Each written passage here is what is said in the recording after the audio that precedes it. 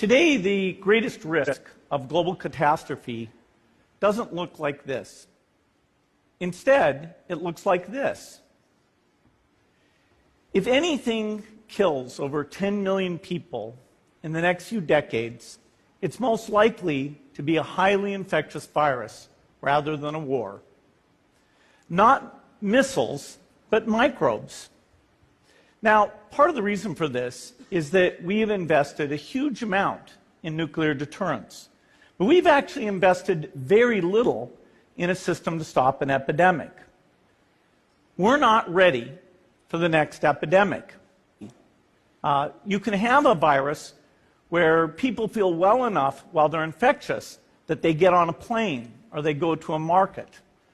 The source of the virus could be a natural epidemic like Ebola, or it could be bioterrorism.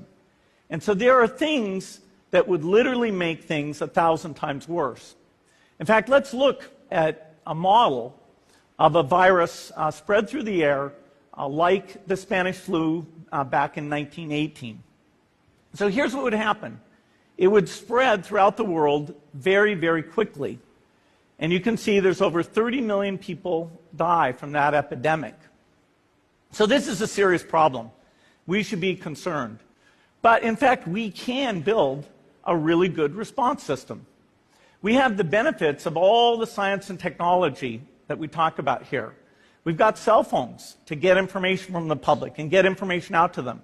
We have satellite maps where we can see where people are and where they're moving. We have advances in biology that should dramatically change the turnaround time to look at a pathogen and be able to make drugs and vaccines that fit for that pathogen.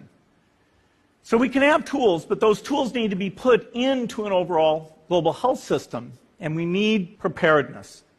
The best lessons, I think, on how to get prepared are, again, what we do for war. For soldiers, we have full-time waiting to go. We have reserves that can scale us up to large numbers. NATO has a mobile unit that can deploy very rapidly. NATO does a lot of war games to check, are people well-trained? Do they understand about fuel and logistics and the same radio frequencies? So they are absolutely ready to go. So those are the kinds of things we need to deal with an epidemic. What are the key pieces? First is we need strong health systems in poor countries. That's where mothers can give birth safely, kids can get all their vaccines, but also where we'll see the outbreak very early on. We need a medical reserve corps. Lots of people who've got the training and background who are ready to go with the expertise. And then we need to pair those medical people with the military, taking advantage of the military's ability to move fast, do logistics, and secure areas. We need to do simulations, germ games, not war games, so that we see where the holes are. The last time a germ game was done in the United States was back in 2001, and it didn't go so well. So far, the score is germs 1, people 0.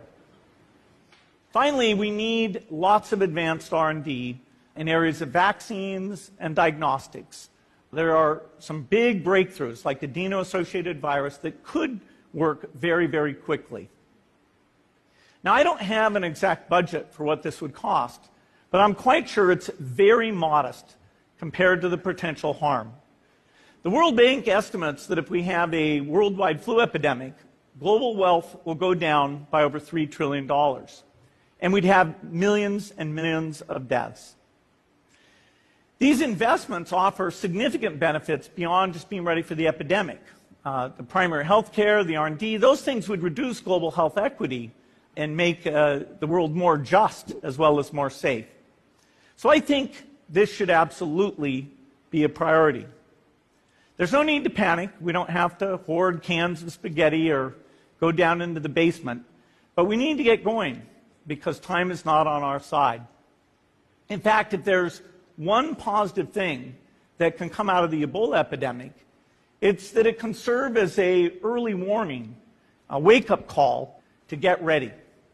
If we start now, we can be ready for the next epidemic. Thank you.